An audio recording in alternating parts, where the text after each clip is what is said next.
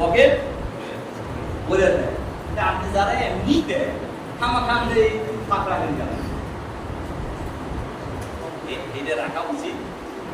রাখলে আপনার সম্মান বাড়বে না কমবে? বাড়বে না কমবে? এবং শুধু তাই না, আমাদের সেরকম রিপোর্ট আছে যে আপনি হয়তো নিয়ে গেছে আপনার 40,000 টাকা দেওয়ার কথা পায়, কিন্তু আসলে ওখানে হয় পয়সা ওঠে নাই, অথবা আপনার ওয়াজে ওরা আসলে খুব বেশি হয় না, 30,000 দিতে কত বুঝলি বানিয়ে দিই নিয়ে।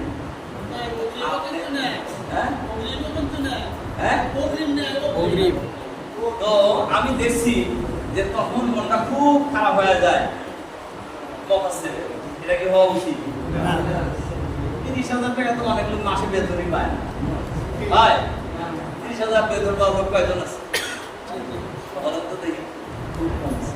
তাহলে আপনি এক রাতে 30,000 দিতে 40,000, মন খারাপ হয়।